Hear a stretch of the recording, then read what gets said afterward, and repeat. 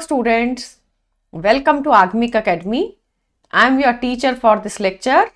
Welcome to revision through MCQ discussion series, and we will be revising the concepts of the chapter through MCQs. Topic for this lecture is some basic concepts of chemistry, and we will be taking up stoichiometric calculations in this lecture.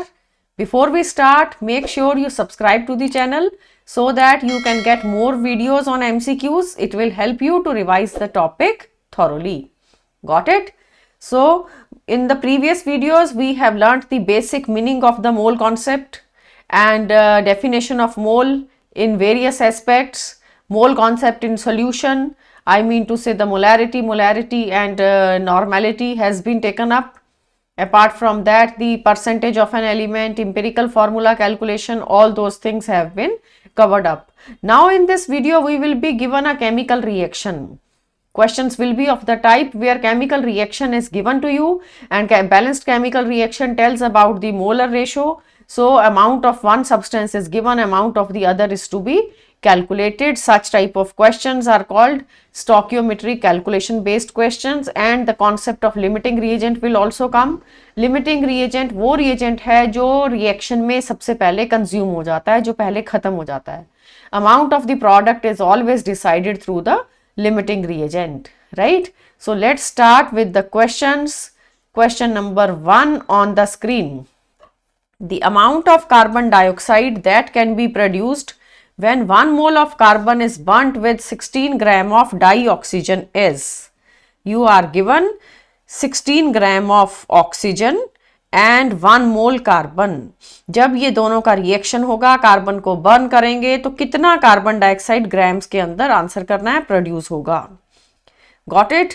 So option grams में है तो हम grams में answer देंगे. हो सकता है कि कभी ऑप्शन वॉल्यूम के अंदर आ जाए कि कितने लीटर CO2 आएगी at STP. That way also we have to learn. But let's start now. The given situation is carbon is treated with oxygen to produce carbon dioxide and the reaction is the balanced reaction.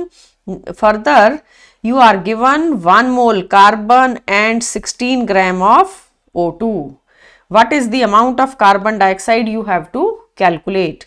तो एक को मोल में और एक को grams में दिया है, दोनों को मोल में कन्वर्ट करना पड़ेगा क्योंकि बैलेंस्ड इक्वेशन से आपको मोलर रेशो मिलता है. सो 16/32 करके हमने O2 के भी मोल्स बना लिए. 0.5 मोल O2 आपको क्वेश्चन के अंदर गिवन है. कार्बन 1 मोल दिया और ऑक्सीजन 0.5 मोल दिया, जबकि बैलेंस्ड इक्वेशन से तो हमें ये दिख रहा है कि 1 मोल carbon will react with 1 mole of O2 and 1 mole of CO2 will be produced. Balanced reaction तो 1:1 का रेशो शो कर रहा है. सो ऑक्सीजन कम है, ऑक्सीजन हमारे पास सिर्फ 0.5 मोल है. इट मीन्स ऑक्सीजन पहले खत्म हो जाएगी. O2 is the limiting reagent in the given reaction. O2 will be consumed first of all. पहले ऑक्सीजन खत्म हो जाएगी तो जितना भी ऑक्सीजन है उतना ही कार्बन रिएक्ट करेगा. It means some amount of carbon will be left behind. 1 mole में से 0.5 मोल कार्बन रिएक्ट करेगा. 0.5 mole carbon will be left behind, not reacted, not burned, क्योंकि और ऑक्सीजन ही नहीं है, ऑक्सीजन खत्म हो गई, कार्बन हमारे पास बचेगा. तो अब अमाउंट ऑफ CO2 के लिए आंसर करना है ना. What is the amount of carbon dioxide produced in grams? Keep in mind, amount of product is always decided by the limiting reagent. Oxygen decide करेगी कि कितना कार्बन डाइऑक्साइड बनेगा. तो O2 is going to decide, तो हम O2 को left पे रखते हैं. कार्बन डाइऑक्साइड कैलकुलेट करना है वो राइट पे रखेंगे. O2 है 0.5 मोल, तो कार्बन डाइऑक्साइड भी 0.5 मोल बनेगी. 0.5 मोल of CO2 will be formed and 0.5 mole of O2 will be reacted. तो आधा मोल आपके पास कार्बन डाइऑक्साइड बनने का मतलब है, ग्राम्स में जब आंसर देना है तो 1 मोल CO2 is 44 gram and half mole of CO2 will be 44 into 0.5, it is 22 grams. So 22 gram carbon dioxide बनने का मतलब है हमारे पास जो आंसर आ रहा है वो C ऑप्शन. जब कार्बन को बर्न करना है 1 मोल कार्बन से 1 मोल CO2 आती है, बट ऑक्सीजन होना चाहिए ना प्रॉपर अमाउंट में। हमारे क्वेश्चन ने ऑक्सीजन कम दिया है, सिर्फ हाफ मोल ऑक्सीजन दिया है, तो हाफ मोल कार्बन ही बर्न करेगा, remaining amount of carbon will be left behind. So limiting reagent बोलते हैं, जो कि इंपॉर्टेंट कॉन्सेप्ट था क्वेश्चन के अंदर। लिमिटिंग रिएजेंट हम किसको बोलते हैं? The reagent which gets consumed first of all in the reaction। जो जल्दी खत्म हो जाता है उसी को लिमिटिंग रिएजेंट कहा जाता है। ठीक है, coming to the next question now, question number 2। The amount of water produced by the combustion of 3.2 gram of methane is। You are given methane combustion, methane plus O2, whenever any hydrocarbon is burnt, the product is carbon dioxide and water।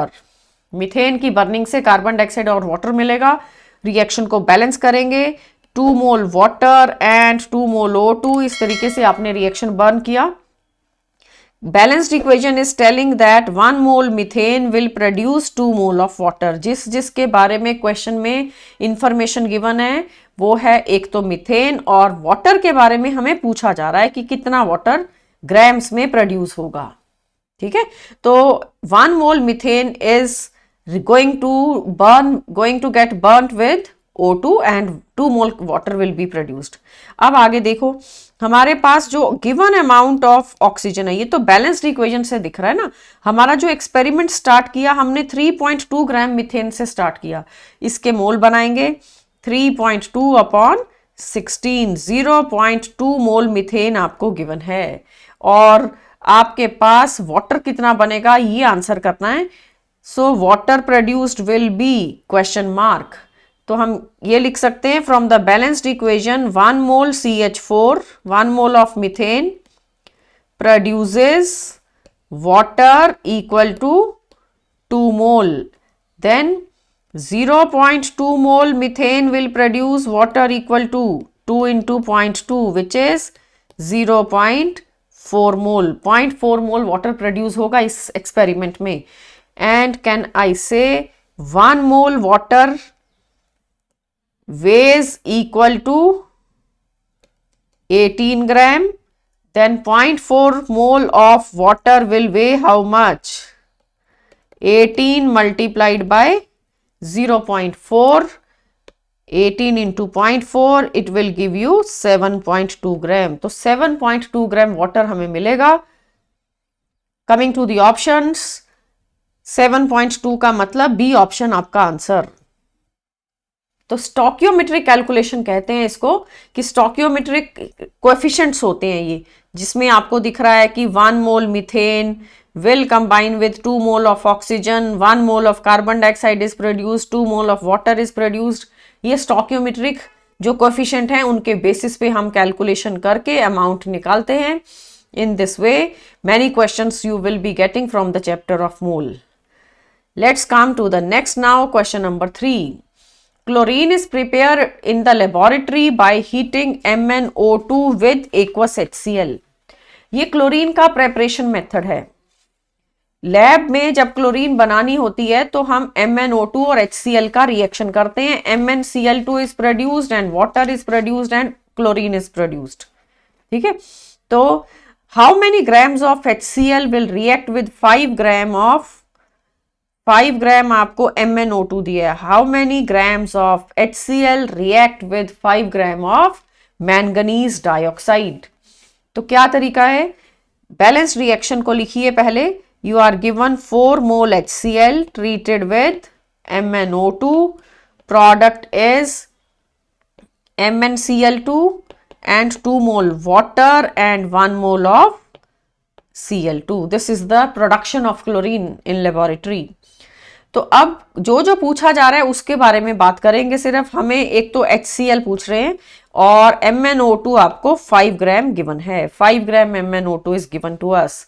तो 1:4 का ratio है, 1 mole MnO2 and 4 mole of HCl के बीच में reaction होना है। जो calculate करना है वो यूनिटरी मेथड में राइट पे जाएगा। From the balanced equation can I say 1 mole of MnO2 combines with HCl equal to 4 mole. अब MnO2 का डेटा तो हमें ग्राम्स में गिवन है, मोल्स में नहीं दिया। MnO2 का मोलर मास देखो, मैंगनीज होता है 55 एंड ऑक्सीजन इज 32। ये आपके पास आ गया 87 grams.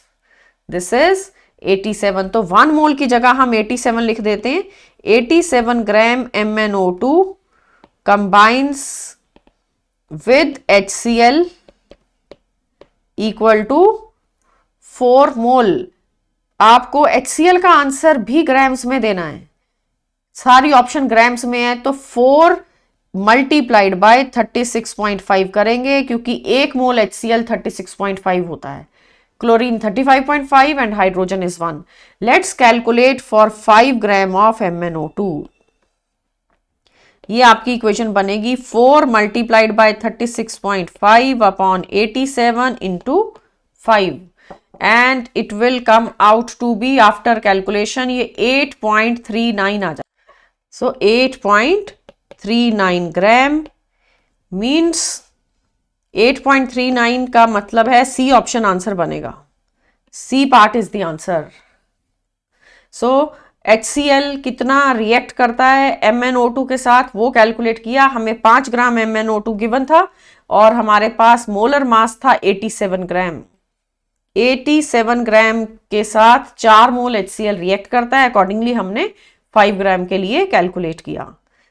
Let's come to the next now, question number 4। 2.76 gram of silver carbonate on being strongly heated yields a residue weighing how much? Answer grams में देना है। Residue कितने ग्राम आएगा? किसको बर्न कर रहे हैं? स्ट्रांगली हीट किसको कर रहे हैं? सिल्वर कार्बोनेट को। बर्निंग में बेटा रिएक्शन ऑक्सीजन के साथ होता है, यहां सिर्फ हीट कर रहे हैं, ऑक्सीजन नहीं आएगी। You have to take silver carbonate Ag2CO3 और स्ट्रॉन्ग हीटिंग पे ये डीकंपोज हो जाता है।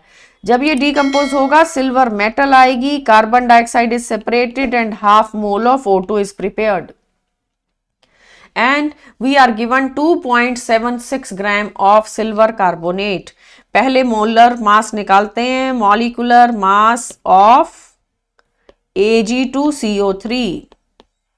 इसका मॉलिक्यूलर मास है सिल्वर 108, उसका डबल करेंगे, कार्बन 12 एंड ऑक्सीजन 16, उसको 3 टाइम्स करेंगे, तो ये बन रहा है 276 grams. This is the molar mass of silver carbonate. जब इसको हीट करते हैं, ये तो गैसेस हैं, carbon dioxide will escape out, oxygen will be escaping out, ये रेजिड्यू बचेगा, सिल्वर मेटल जो बचेगी वो रेजिड्यू है। तो अब बैलेंस्ड रिएक्शन से ये दिख रहा है, let me right the reaction again. Ag2CO3 on heating से आपको मिलेगा 2Ag and carbon dioxide and half O2, तो 1 मोल silver carbonate will give 2 mole of silver. 2 mole silver, पहले 1 मोल का वेट लिखते हैं। 1 मोल सिल्वर कार्बोनेट है 276 gram of Ag2CO3 produces residue that is the silver metal equal to how much? 2 मोल। 2 मोल मतलब 2 multiplied bye 108 ग्राम, 108 ग्राम का 1 मोल होता है, तो 2.76 gram of silver carbonate will produce how much? 2 into 108 upon 276 multiplied by 2.76। तो ये हमारा कैंसिल हो रहा है। आपके पास कैंसिलेशन के बाद ओवरऑल वैल्यू जो आएगी दैट विल बी 2.16। 108 है, 108 को 2 से मल्टीप्लाई करेंगे तो 216 हो गया, बट यहाँ डेसिमल भी है ना, ये 0.01 आएगा। सो 2.16 ग्राम of silver which is the residue produced during the reaction. 2.16 का मतलब आपका आंसर है option A. Clear? So reaction ठीक से आना चाहिए, रिएक्शन खुद लिखना पड़ता है, क्वेश्चन में वर्ड्स दिए हैं, रिएक्शन जब हम लिख लेंगे उसके बाद हम उसको बैलेंस करेंगे, उसके बाद हम मोलर रेशो देखेंगे and then calculation will be done. सब मोल के ऊपर बेस्ड कैलकुलेशन है ये। Coming to the next now, question number 5। The fifth question is 10 gram of hydrogen and 64 gram of oxygen were filled in a steel vessel and exploded. Exploded मतलब burned. And amount of water produced will be, कितना water बनेगा जब आप hydrogen और oxygen को combine करते हो? So H2 and O2 they will combine to produce water. This is the balanced reaction. H2 को हाफ O2 के साथ रिएक्ट करना है, मतलब 1 मोल H2 का रिएक्शन हो रहा है और हमें 10 ग्राम H2 64 ग्राम O2 गिवन है। H2 is 10 gram, oxygen is 64 ग्राम। तो मोल्स बनाते हैं पहले। 10/2 करने से ये आ रहा है 5 मोल। हाइड्रोजन का मोलर मास होता है 2 ग्राम और ऑक्सीजन का मोलर मास होता है 32 ग्राम। आपको 2 मोल ऑक्सीजन और 5 मोल वाटर, 5 मोल H2 गिवन है एक्सपेरिमेंट में। मतलब जब हमने एक्सपेरिमेंट स्टार्ट किया, हमने रिएक्शन स्टार्ट किया तो 5 मोल H2 एंड 2 मोल O2 को कंबाइन कर दिया एंड स्पार्क दिया। एक्सप्लोजन के लिए प्रोडक्ट वाटर आएगा, कितना वाटर आएगा वो बताना है। देखिए अब लिमिटिंग रिएजेंट देखना पड़ेगा, अदरवाइज तो 5 मोल अगर H2 हम रिएक्ट कराना चाहें तो 2.5 मोल O2 की जरूरत पड़ेगी। 1 मोल के पीछे आधा मोल ऑक्सीजन चाहिए, तो 5 मोल के पीछे 2.5 मोल ऑक्सीजन, जो कि आपके पास नहीं है। आपके पास तो सिर्फ 2 ही मोल ऑक्सीजन है। एज अ रिजल्ट ये जो ऑक्सीजन है ये लिमिटिंग रिएजेंट है। Limiting reagent is O2, that is whole of it will react. पूरा का पूरा जो O2 का अमाउंट है वो सारा रिएक्ट कर जाएगा।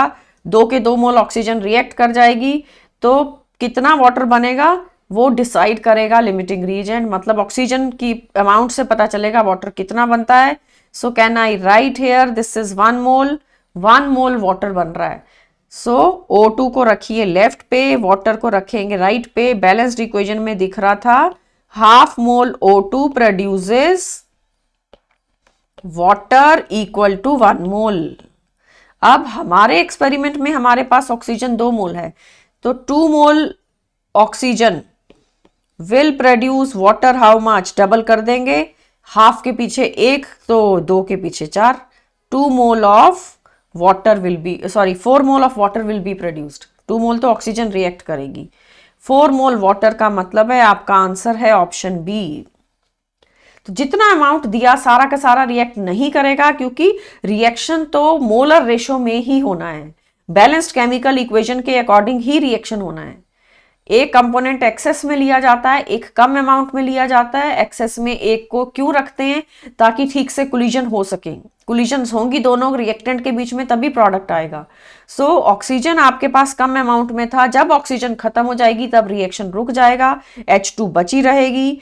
H2 5 मोल गिवन था, कितना H2 बचेगा अगर वो कैलकुलेट करना है, then amount of H2 left behind. कभी कभी ऐसा भी पूछ लेते हैं कि एक्सेस रिएजेंट H2 है वो कितना बचेगा, तो आप लिखेंगे H2 plus half O2, product is water.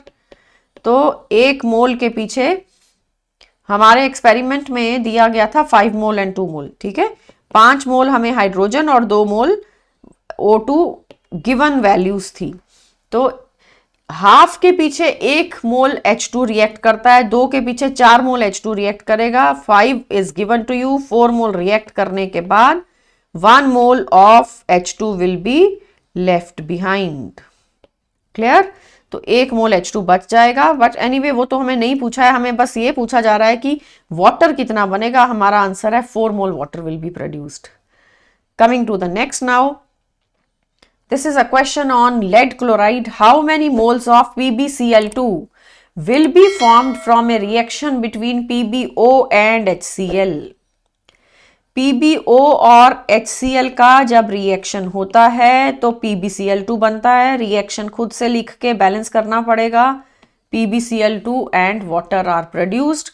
तो PbCl2 कितना बनेगा उसके मोल्स निकालने हैं और दोनों कंपोनेंट्स दिए हैं, ये दिया आपको 6.5 ग्राम, ये दिया है 3.2 ग्राम। हमें इसको बैलेंस करना है पहले। You have to balance it by writing 2HCl, PbCl2 बन गया एंड वाटर बन गया। ठीक है, तो आपको क्या करना है, मोलर मास चाहिए ताकि मोल बना सके। Molar mass of PbO, lead होता है 207 एंड ऑक्सीजन इज 16, तो 223 ग्राम मोलर मास है PbO का। ठीक है, HCl को तो पता है 36.5, we can write that also. Molar mass of HCl is 1 + 35.5 which is equal to 36.5 gram. तो अब PbO के लिए कैलकुलेशन करते हैं, पहले PbO और फिर HCl, उसके बाद प्रोडक्ट PbCl2 एंड वाटर। तो PbO कितना दिया है, 6.5 ग्राम। 6.5 को हम डिवाइड करेंगे विद द मोलर मास ताकि मोल्स बन जाएं। Given mass upon molar mass will give you 0.029 मोल। अब HCl को देखो, HCl हमें दिया है 3.2 ग्राम, तो ये 3.2 इसको डिवाइड करेंगे इसके मोलर मास से, ये 0.0877 मोल, इतना HCl आ गया। Question is asking what is the amount of PbCl2 produce. Lead 2 chloride कितना बनेगा, इसके मोल्स निकालने हैं। दोनों को देखो, रिएक्शन में 1:2 मोल है, ये 2 मोल HCl रिएक्ट करेगा 1 मोल PbO के साथ। अब हमारे पास जो भी अमाउंट है HCl का 0.0877 में से माइनस करना पड़ेगा 0.058, क्योंकि 1 मोल के पीछे 2 मोल चाहिए। तो PbO है 0.029, 0.029 का मैंने डबल किया तो ये आ गया 0.058। ये अमाउंट आपके पास HCl का लेफ्ट बिहाइंड रहेगा। ये आपसे पूछा नहीं जा रहा, बट आपको पता होना चाहिए HCl पीछे बच जाएगा। जो खत्म हो गया वो है PbO, that is the limiting reagent. Limiting reagent से ही प्रोडक्ट डिसाइड होता है। एक PbO रिएक्ट करे तो एक PbCl2 बनता है। जब 0.029 रिएक्ट करेगा तो 0.029 mole of PbCl2 will be formed. So answer हमारा मोल्स में आ रहा है, और मोल ही तो पूछा जा रहा था। ये देखो, how many moles of lead chloride will be formed, mole में आंसर देना है, तो आंसर आ रहा है कितना, 0.029। B is the answer. Correct answer is written in option B. Let's come to the next now. Question number 7, very important. This question came in previous year medical entrance. You are given 0.5 mole barium chloride. It is mixed with 0.2 mole of sodium phosphate. The maximum amount of barium phosphate that can be formed is. कितना barium phosphate बनेगा वो answer भी moles में देना है। Reaction देखो किस किस के अंदर रिएक्शन हो रहा है, barium chloride plus sodium phosphate. तो प्रोडक्ट रिएक्शन को हम थोड़ा लेफ्ट पे कर देते हैं ताकि प्रॉपरली लिख सकें। Reaction is between BaCl2 and sodium phosphate Na3PO4। Product बनेगा Ba3PO4 ट्वाइस प्लस HCl। ये रिएक्शन अभी बैलेंस करना पड़ेगा। तो देखते हैं, सोडियम 3 है लेफ्ट पे और फॉस्फेट 1 है, पर राइट पे फॉस्फेट 2 है। ये देखिए, अब ये रिएक्शन हो गया बैलेंस। 6 मोल HCl प्रोड्यूस होगा और बेरियम फॉस्फेट प्रोड्यूस होगा। अब क्या क्या अमाउंट्स गिवन हैं, you are given 0.5 mole and 0.2 mole and barium phosphate पे क्वेश्चन मार्क। कितना बेरियम फॉस्फेट बनेगा, देखो 1 मोल अगर बैलेंस्ड इक्वेशन में दिख रहा है, 1 मोल बेरियम क्लोराइड रिएक्ट करता है with 2 mole of sodium phosphate, right. 1 barium chloride will combine with 2 mole of sodium phosphate. तो अब हमारे को ये देखना है लिमिटिंग रिएजेंट कौन है। 0.5 में से ये तो सिर्फ 0.1 रिएक्ट करेगा, बाकी 0.4 बचा रहेगा, क्योंकि ये खत्म हो जाएगा सोडियम फॉस्फेट। सोडियम फॉस्फेट जब 0.2 मोल खत्म हुआ तब रिएक्शन रुक जाएगा, क्योंकि इसका जब सोडियम फॉस्फेट का 2 मोल बनता है, 2 मोल रिएक्ट करता है, तो बेरियम क्लोराइड का फिर 1 मोल रिएक्ट करता है। 1:2 का रेशो है, तो 0.2 सोडियम फॉस्फेट के लिए बेरियम क्लोराइड रिएक्ट करेगा 0.1, बाकी सारा बेरियम क्लोराइड बचा रहेगा, जो खत्म हुआ उसी से प्रोडक्ट डिसाइड होना है। सो Na3PO4 लेफ्ट पे रख देंगे और बेरियम फॉस्फेट को हम राइट पे रखेंगे। फिर हमें दिख रहा है कि 0.2 मोल, 0.2 बाद में लेके आओ, पहले बैलेंस्ड इक्वेशन में 2 मोल था ना, पहले उसको लेके आते हैं। बैलेंस्ड इक्वेशन तो दिखा रही है 2 mole sodium phosphate will produce barium phosphate equal to 1 mole. तो जब आपके पास 0.2 मोल ये है, तो ये कितना बनेगा? 0.1 mole. Barium phosphate produced will be 0.1 mole.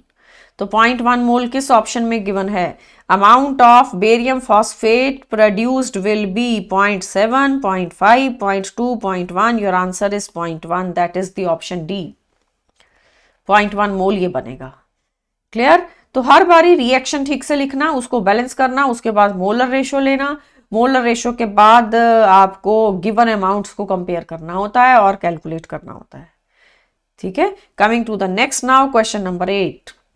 The minimum amount of hydrogen required to reduce 7.95 gram of CuO will be. CuO का रिएक्शन है H2 के साथ और आंसर बन रहा है copper and water. Copper and water check करो, पहले रिएक्शन बैलेंस होना चाहिए। 1 मोल कॉपर लेफ्ट पे, 1 राइट पे, रिएक्शन इज बैलेंस्ड। हाइड्रोजन भी बैलेंस्ड है, ऑक्सीजन भी। तो कितना H2 रिक्वायर्ड है ये कैलकुलेट करना है। मोलर मास भी हमें गिवन है। For CuO you are given 79.5 gram. तो balanced equation is showing 1 mole of this and 1 mole of this will react. क्या कैलकुलेट करना है? हाइड्रोजन, हाइड्रोजन को लेंगे राइट पे और CuO को लेफ्ट पे। So can I write 79.5 gram of CuO reacts with H2 equal to 1 mole। तो हमारे क्वेश्चन में अमाउंट गिवन था 7.95 ग्राम। तो 7.95 के लिए हम कैलकुलेट करेंगे अगर, तो ये हो गया 1/79.5 multiplied by 7.95 which is equal to 0.1 mole. 0.1 mole H2 जो है वो चाहिए ताकि ये सारा का सारा कॉपर ऑक्साइड रिएक्ट हो जाए। 0.1 मोल H2। अब ऑप्शंस देखो, ग्राम्स में 2 ग्राम, 4 ग्राम, 2 ग्राम तो आधा मोल होता है, 4 ग्राम तो H2 का 1 मोल होगा। 2 ग्राम इज 1 मोल ना। 2 gram, can I write here H2 means 1 mole and 4 gram is 2 mole। हमारा आंसर तो ना 1 आ रहा है ना 2, हमारा आंसर कितना आ रहा है? 0.1 मोल ऑफ H2। ऑप्शंस पे फिर से आते हैं। कैन आई से 2240 जो है ये 1 मोल H2 है। 1 मोल नहीं है, ये 0.1 मोल है, क्योंकि एक जीरो कम थी। 224 के बाद एक जीरो डली हुई है, आगे 224 के बाद 2 जीरो डली हुई हैं। ये है 1 मोल H2। तो एक ऑप्शन में 1 मोल, फिर 2 मोल, फिर 0.1 मोल आपका आंसर आ रहा है। 0.1 mole H2 will be required to react. Got it? तो 0.1 H2 का मतलब सी ऑप्शन हमारा answer. This is the situation. Let's come to the next. कभी क्वेश्चन में ग्राम्स दिए जाते हैं, कभी मोल दिए जाते हैं, कभी वॉल्यूम दिया जाता है। तो मोल को हमने तीनों तरीके से देखा था। मोल की डेफिनेशन ग्राम्स में क्या होती है, वॉल्यूम में क्या होती है, नंबर में क्या होती है, वो सारा आपने किया। उसी बेसिस पे ये क्वेश्चंस आ रहे हैं। Let's come to the next now. 9th question. The volume of oxygen at STP evolved when 1.770 gram of sodium nitrate is heated to a constant mass। कितना ऑक्सीजन प्रोड्यूस होगा? आप हीट किसको कर रहे हो? सोडियम नाइट्रेट को। NaNO3 को heat करेंगे। रिएक्शन खुद से लिखना आना चाहिए, अदरवाइज सारी कैलकुलेशन गलत हो जाएगी अगर रिएक्शन ही नहीं आता। प्रोडक्ट आपका सोडियम नाइट्रेट को हीट करने से क्या बनता है? Sodium nitrite. सोडियम नाइट्राइट और ऑक्सीजन लिबरेट होते हैं ये आपका रिएक्शन का प्रोडक्ट है, कितना O2 प्रोड्यूस होगा वो बताना है। So the reaction is NaNO3 on heating, strongly heating, NaNO2 बनेगा, साथ में O2 आएगी। इसका मोलर मास है 85, सोडियम 23, नाइट्रोजन 14, 3 ऑक्सीजन है, 16 इंटू 3 48, ये सारा करके 85 ग्राम मोलर मास फॉर NaNO3। और आंसर लीटर्स में देना है, तो 1 मोल हमें दिख रहा है लेफ्ट साइड पे, राइट साइड पे जो ऑक्सीजन आ रही है वो है हाफ मोल, 1 मोल और फिर half mole. Got it?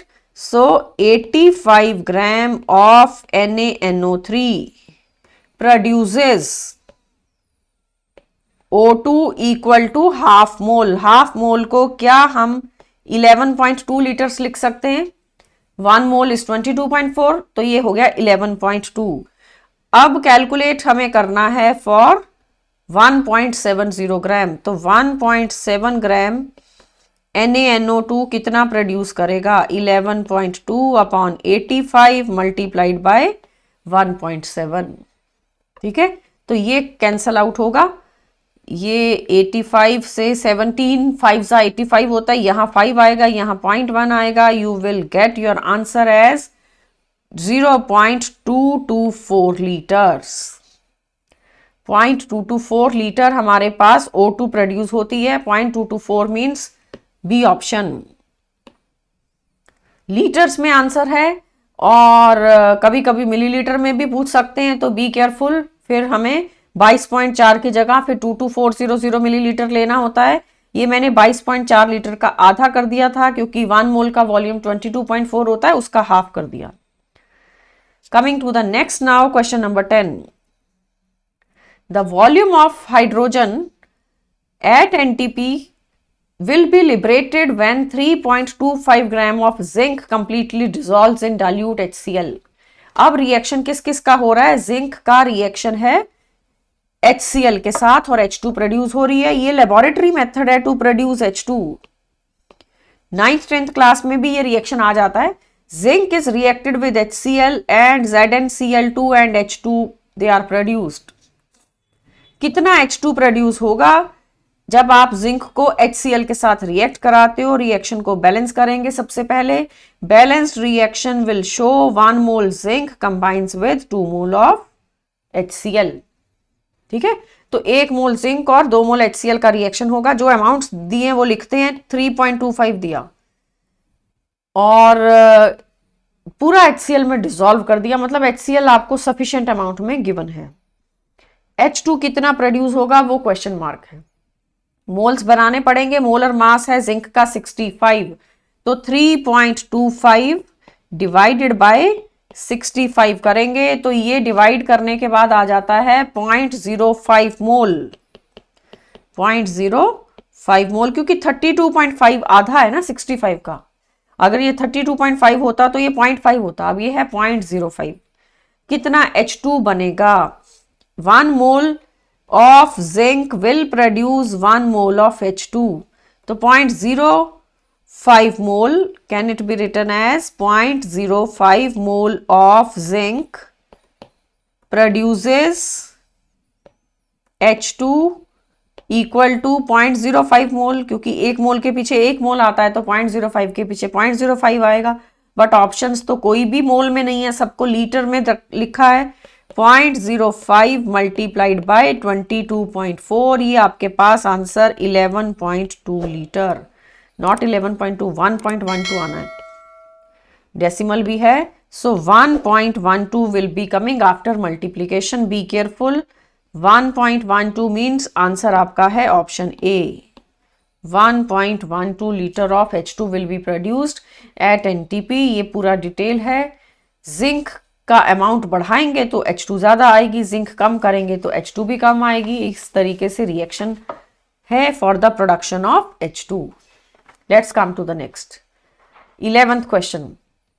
0.56 gram of a gas occupies this 280 centimeter cube at NTP, then its molar mass is। Gas आपको दी है और उसका वॉल्यूम दिया है, मोलर मास निकालना है। मॉलिक्यूलर मास क्या होता है? Molecular mass is the mass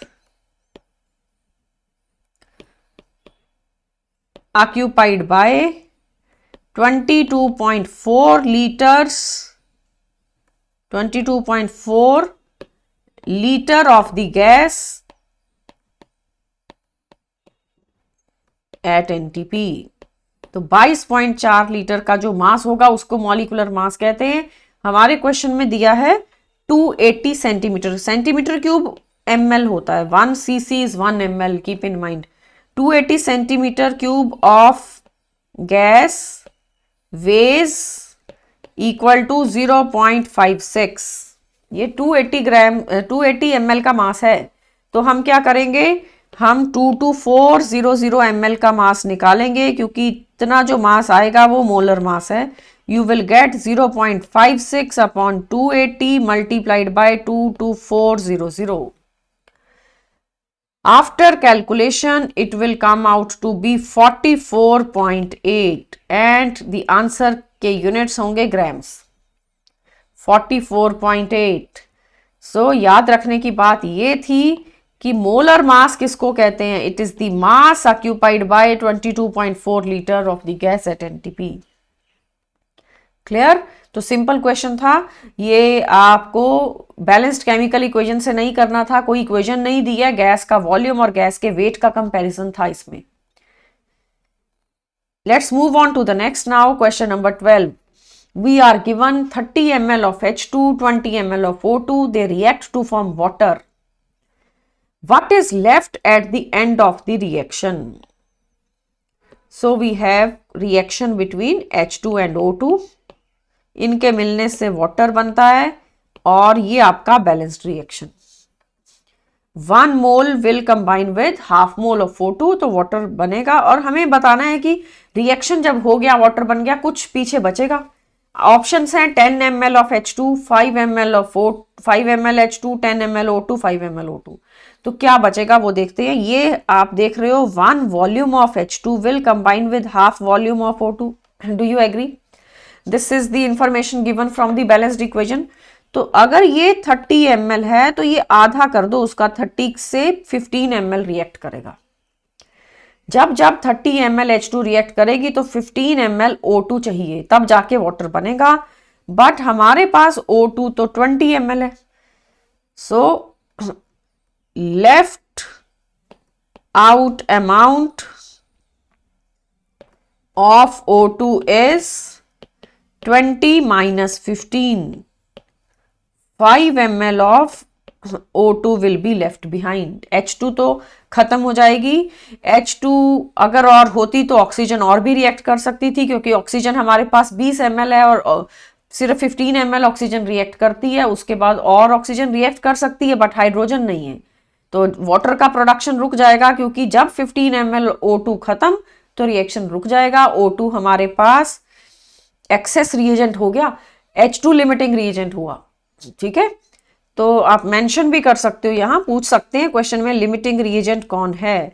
तो जो पीछे बचेगा वो है O2 और 5 ml बचेगा। हमारा आंसर बनता है option D, 5 ml of O2 will be left behind. Clear? Simple question. Next one, the mass of KClO3 meaning to produce, यहां पे आएगा required to produce. This is required to produce 1.23 gram of O2 is. कितना KClO3 चाहिए O2 produce करने के लिए? तो ये है KClO3। इसको आप हीट करते हो, ये ऑक्सीजन प्रोड्यूस करता है क्योंकि ये डीकंपोज हो जाता है। बहुत इंपॉर्टेंट है, ये लेबोरेटरी मेथड है for the production of oxygen. 2 mole KClO3 will combine, it is not combining, it is heated to decompose, किसी से कंबाइन नहीं हो रहा। तो जब ये प्रोडक्ट आता है KCl एंड O2, तो कितना मास KClO3 का रिक्वायर्ड है? तो देखते हैं, O2 का अमाउंट दिया है हमें 1.23। 2 मोल ऑफ KClO3 अगर ब्रेक होता है तो 1 मोल O2 बनती है। 1 मोल O2 है 32 ग्राम। एंड पहले 1 मोल है, ये पहले रिएक्शन को बैलेंसिंग चेक करो, 3 इंटू 2 इज 6, ये यहाँ पे 3 मोल आएगा। Now the reaction is balanced, पहले ऑक्सीजन बैलेंस नहीं थी तो ये 1 मोल हमें हटा के 3 मोल कर देना है। अब आप चेक कर सकते हो पोटेशियम, क्लोरीन, ऑक्सीजन सब बैलेंस्ड हैं, तो 3 मोल ऑक्सीजन प्रोड्यूस होती है। जो कैलकुलेट करना है वो राइट पे रहेगा।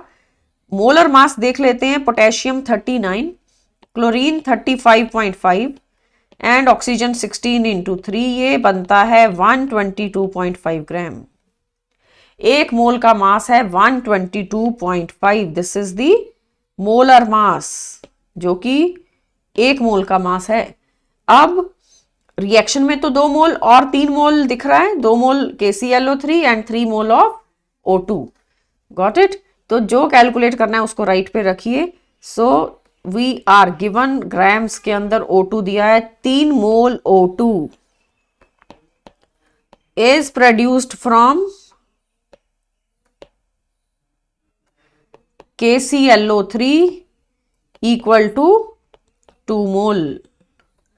तो अब देखो 3 मल्टीप्लाइड बाय 32, O2 का एक मोल है 32 ग्राम का, सो 3 into 32 gram of O2 is produced from 2 into 122.5 gram of KClO3।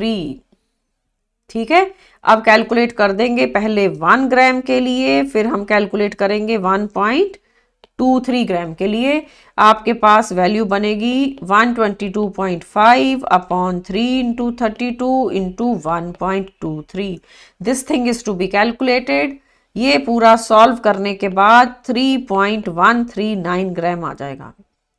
3.139 ग्राम आपको KClO3 चाहिए, तब इतने ग्राम ऑक्सीजन के साथ रिएक्शन होगा। ये 1.23 ग्राम है, दिस ग्राम KClO3। तो हमारे पास 3.139 का मतलब बी ऑप्शन आंसर है। Mass of KClO3 required to produce O2। Let's move on to the next. Volume of carbon dioxide at STP evolved by strong heating of 20 gram of calcium carbonate. यहां reaction बहुत simple है, calcium carbonate को heat करते हैं तो carbon dioxide बनेगी, साथ में कैल्शियम ऑक्साइड बनेगा। कितना वॉल्यूम CO2 का इवॉल्व होता है एट STP? तो डीकंपोजिशन रिएक्शन है, कैल्शियम का मोलर मास 100 होता है, कैल्शियम कार्बोनेट का 100 होता है, क्योंकि कैल्शियम 40, कार्बन 12 एंड 3 ऑक्सीजन्स, ये टोटल 100 ग्राम बन गया।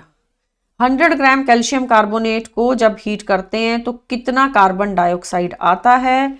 बैलेंस्ड इक्वेशन सबसे पहली चीज है, क्योंकि मोलर रेशो वहीं से दिखेगा। 1 मोल कैल्शियम कार्बोनेट से 1 मोल कार्बन डाइऑक्साइड आ रही है। सो कहना इसे 100 gram CaCO3 produces carbon dioxide equal to 1 mole. 1 mole की जगह क्या हम 22.4 लीटर्स लिख सकते हैं? It will produce 22.4 litres. तो 20 ग्राम के लिए कैलकुलेट करना है। For 20 gram CaCO3 it will be 22.4 upon 100 multiplied by 20, मतलब ये 1/5 हो गया। 22.4 को जब आप 5 से डिवाइड करोगे ये आ जाएगा 4.48 litres. Got it?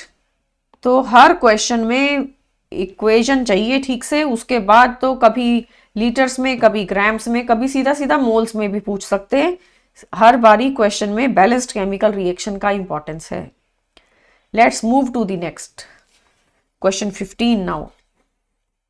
Mass of iron that will be converted to its oxide by the action of 18 gram of steam is।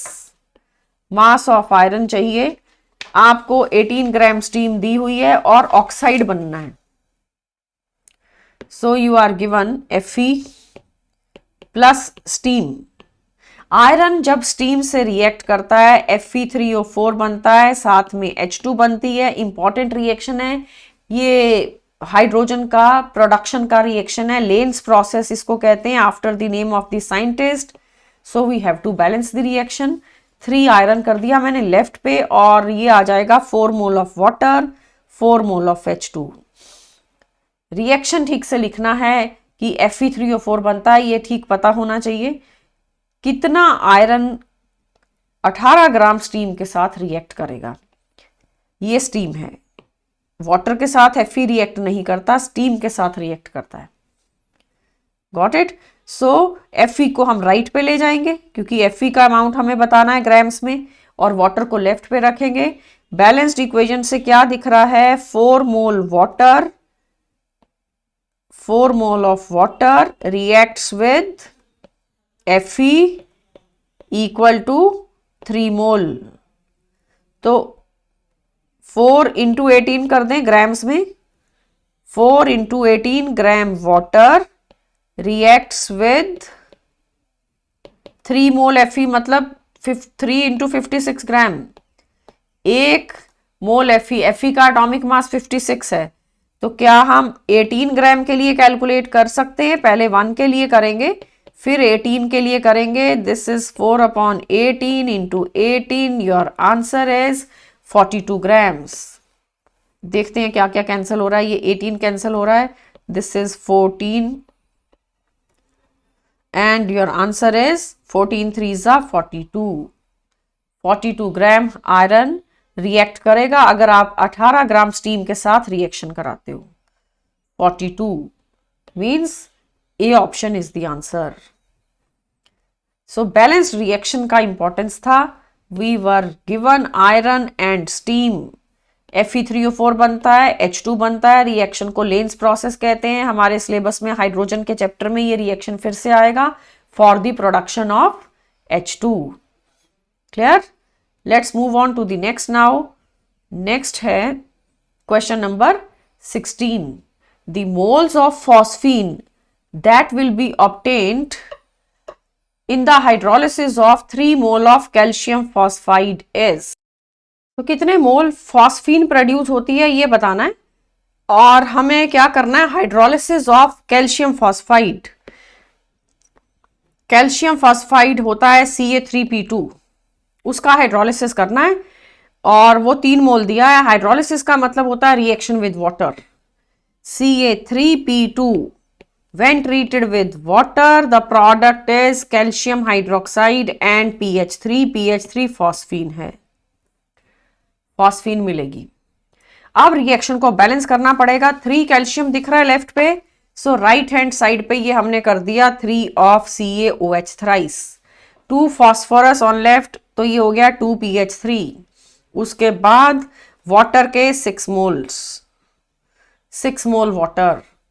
कितने मोल PH3 प्रोड्यूस होती है ये क्वेश्चन मार्क है, और हमें ये 3 मोल गिवन है। 3 mole of calcium phosphide is given. Balanced equation से आपको रिएक्शन में दिख रहा है 1 mole calcium phosphide will produce 2 mole of PH3। Calcium phosphide 1 mole. तो अब can I write 1 mole Ca3PO2 produces PH3 that is phosphine equal to 2 moles। Then 1 mole के पीछे 2 मोल आ रहा है, तो 3 mole will produce, it is 2 into 3, 6 mole PH3 produce होता है। 6 मोल ऑफ PH3 प्रोड्यूस होगा अगर आप 3 मोल कैल्शियम फॉस्फाइड का रिएक्शन करोगे। किसी भी फॉस्फाइड का जब हाइड्रोलिसिस होता है तो फॉस्फाइड इसको बोलते हैं P3 negative. This is called as phosphide ion. Phosphide ion का जब हाइड्रोलिसिस होगा तो PH3 प्रोड्यूस होती है। PH3 मतलब फॉस्फीन। इसी तरीके से कभी क्वेश्चन में नाइट्राइड आ जाए N3 नेगेटिव, नाइट्राइड आयन का जब हाइड्रोलिसिस होता है तो अमोनिया गैस प्रोड्यूस होती है NH3। क्लियर? तो जब तक हाइड्रोलिसिस का रिएक्शन हम नहीं लिख पाएंगे तो ऑब्वियसली फिर हम उसको बैलेंस नहीं कर पाएंगे, तो फिर मोलर रेशो गलत हो जाएगी। हमारा आंसर आ रहा है 6 mole. D is the answer. Got it? Let's move to the next now. Question number 17। The volume of H2 gas at STP produced by 5 mole of zinc in the following reaction is। Reaction आपको दिया है zinc plus sulphuric acid, product आता है zinc sulphate and H2। ये reaction हमें given है, कितना volume produce होता है वो लीटर्स में या मिलीलीटर में ऑप्शन दे रखी है, लीटर में मिलीलीटर में, बी केयरफुल। रिएक्शन सिंपल है और बैलेंस्ड भी है, ये भी लेबोरेटरी मेथड है टू प्रोड्यूस H2। तो आपके पास 1 मोल जिंक अगर रिएक्ट करता है तो H2 का भी 1 मोल ही प्रोड्यूस होता है। तो can I right 5 mole zinc will produce 5 mole of H2। तो 5 मोल H2, तो ऑप्शंस में मोल्स नहीं है, ऑप्शन में लीटर्स हैं, तो इसको हमें लीटर में कन्वर्ट करना पड़ेगा। Can it be written as 5 into 22.4 litre. STP का वॉल्यूम 22.4 लीटर होता है, क्वेश्चन में गिवन था एसटीपी। सो 5 मल्टीप्लाइड बाय 22.4 का मतलब 112 लीटर H2 प्रोड्यूस होती है। 112 litre H2 will be produced जब 1 मोल की जगह 5 मोल जिंक लिया। जब 1 लिया है फिर तो 1 मोल का मतलब 22.4 लीटर, बट यहां तो 112 लीटर H2 प्रोड्यूस होगी। सो ऑप्शंस में आंसर ए दिख रहा है हमें, क्योंकि बी में तो 112 लिख के मिलीलीटर लिख रखा है, 112 लीटर हमारा आंसर आ रहा है। Let's come to the next now. Another question, how many ions are present in 2 liter of a solution which is 0.855 molar in K2SO4? Molarity के लिए हमें मोलैरिटी गिवन है, मोल्स निकालने हैं, फिर आयन्स निकालने हैं। ये वैल्यू यहाँ पे मल्टीप्लाई आ रहा है 1.03 इंटू 10⁻²4, बी ऑप्शन में 1.03 इंटू 10⁻²2, सी में भी वैल्यू गिवन है, डी में भी गिवन है। तो एग्जैक्ट नंबर में आंसर देना है, आयन्स का नंबर। पहले हम इसको ब्रेक करते हैं पोटेशियम सल्फेट को। जब ये ब्रेक होगा तो 2 पोटेशियम और 1 सल्फेट आएगा। Can I say 1 mole potassium sulphate produces 2 mole of potassium and 1 mole of sulphate. Total 3 mole ions are produced. 3 mole ion अगर प्रोड्यूस होते हैं तो पहले तो मोल कितने दिए हैं वो क्लियर नहीं है, हमें मोलैरिटी दी है, मोल्स तो नहीं बताया, हम मोल बनाएंगे। Number of moles keep in mind, ये प्रीवियस लेक्चर के अंदर डिस्कस भी हुआ था। Number of moles is equal to molarity multiplied by volume in litres. Molarity कितनी है और वॉल्यूम कितना है, 2 लीटर तो वॉल्यूम दिया है और मोलैरिटी है 0.855 मल्टीप्लाइड विथ 2, ये मोल्स बन गए। अब हमें ये मोल्स किसके हैं, ये पोटेशियम सल्फेट के मोल्स हैं। These many moles of K2SO4। आपको तो आयन्स पूछा है ना, इसको ब्रेक करो, फिर इसको ब्रेक करना है तो 0.855 इंटू 2 का मैंने थ्राइस कर दिया, ये आयन्स कर दिए, बट ये मोल्स ऑफ आयन्स हैं। These many moles of ions are there। तो किस किस के ये मोल्स ऑफ आयन्स में पोटेशियम भी है एंड सल्फेट भी है। Potassium and sulphate ions both are present. Got it. So अब बेटा मोल को एक्चुअल नंबर में कन्वर्ट करना है। क्वेश्चन में देखो मोल तो नहीं बोला, how many moles of ions तो नहीं बोला, हाउ मेनी आयन्स बोला है। So 1 mole of ions, 1 mole of ions का मतलब है 6.02 इंटू 10⁻23 आयन्स। Do you agree? ये 1 मोल आयन्स हैं, तो क्या हम इसके लिए कैलकुलेट कर सकते हैं 0.855 multiplied by 2 multiplied by 3 moles is equal to 6.02 into 10⁻23 into 0.855 फिर इंटू 2 एंड इंटू 3, ये सबको मल्टीप्लाई करना पड़ेगा।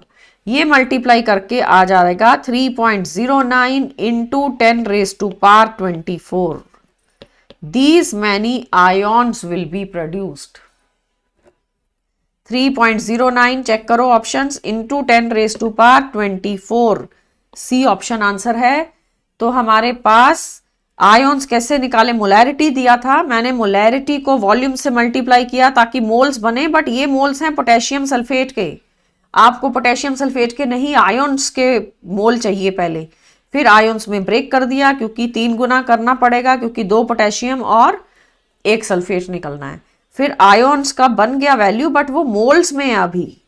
फिर जैसे जैसे कोई कहे 12 dozen of apples means how many apples, तो आप क्या करोगे, 12 को 12 से मल्टीप्लाई करोगे, क्योंकि एक डजन में ही 12 एप्पल्स हैं, तो 12 dozen means 12 into 12 144 apples.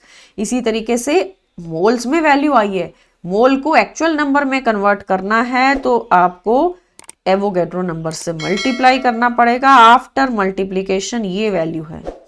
These many ions are present in your question 3.09 into 10 raised to power 24. Got it? Let's move to the next important question. The hydrated salt sodium sulfate Na2SO4 dot N water. It undergoes 56% loss when anhydrous. The value of N will be. ये जो salt है इसमें कुछ water का loss होता है 56%।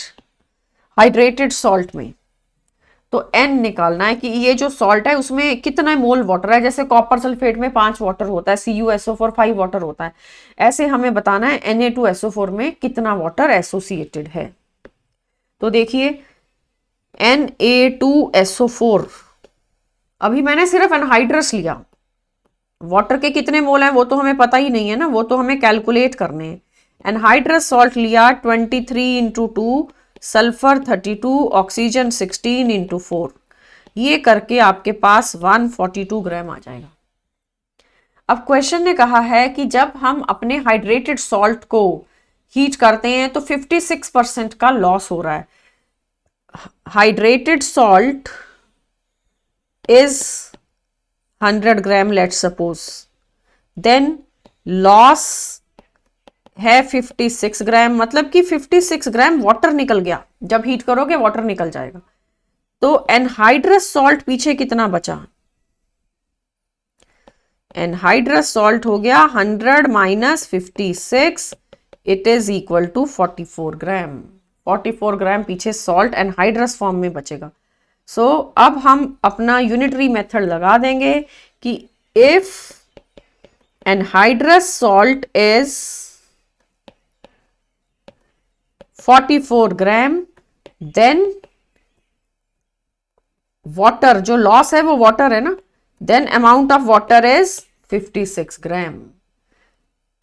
तो फिर से लिख लेते हैं, एनहाइड्रस सॉल्ट लेफ्ट पे और अमाउंट ऑफ वाटर राइट पे। एनहाइड्रस सॉल्ट है 44 ग्राम तो वाटर है 56 ग्राम। 1 ग्राम के पीछे वाटर कितना होगा, 56 अपॉन 44। अगर मुझे कैलकुलेट करना है फॉर 142 ग्राम ऑफ सॉल्ट तो ये बन जाएगा 56 अपॉन 44 मल्टीप्लाइड बाय 142। ये आपके पास कैलकुलेशन के बाद 180 ग्राम आ जाएगा। 180 ग्राम वाटर था उसके अंदर, ठीक है। 180 ग्राम वाटर का क्या मीनिंग है, कितने मोल वाटर है, 1 mole water is 18 gram, then 180 upon 18 कर दो तो 10 मोल वाटर आ रहा है।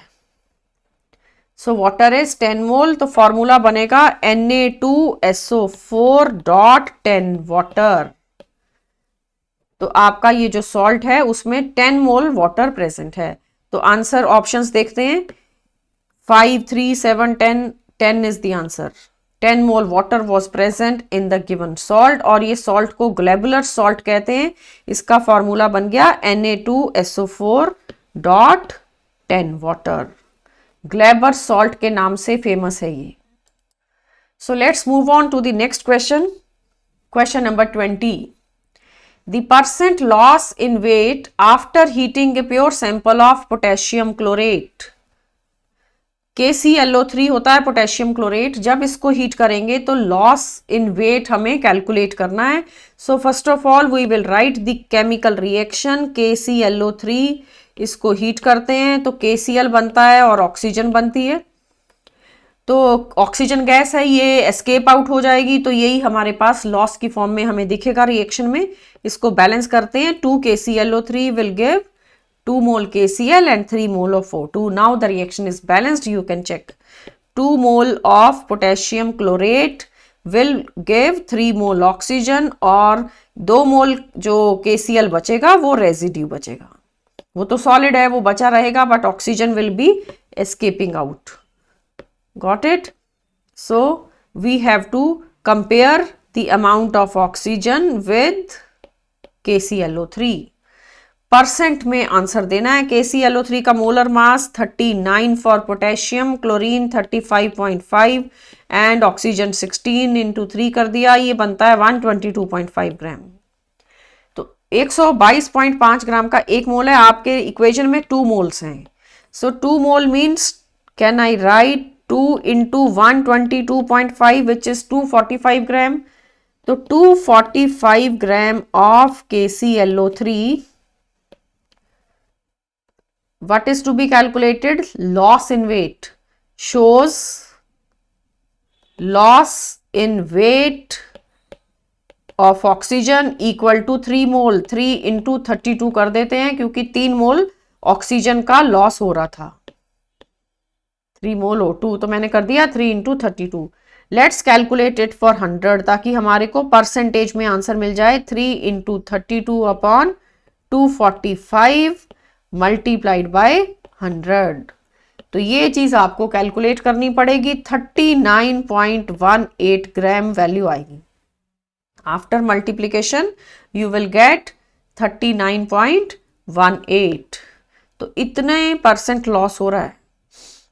सी ऑप्शन आपका आंसर है।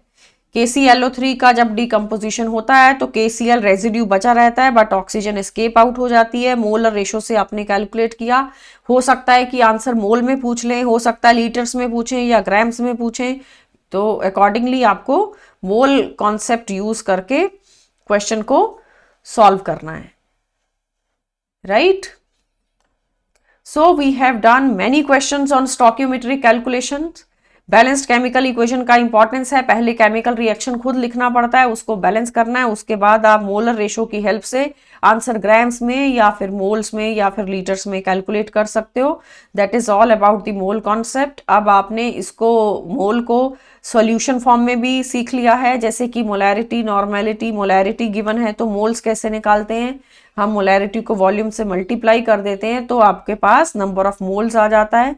डायरेक्टली नंबर ऑफ मोल्स बहुत बारी दिया नहीं जाता, क्वेश्चन में चाहिए बट आपको मोलैरिटी देते हैं।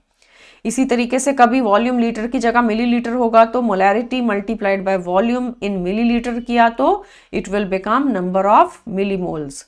तो मोल एंड मोलैरिटी ऐसा कॉन्सेप्ट है जो फिजिकल केमिस्ट्री के हर चैप्टर में यूज होना है।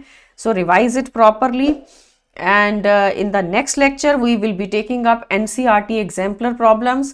उसके अंदर तो हर तरह का क्वेश्चन आएगा, मोल की डेफिनेशन के ऊपर, मोलैरिटी के ऊपर, या मोलैलिटी या नॉर्मेलिटी कैलकुलेशन, और it can be a chemical reaction based question.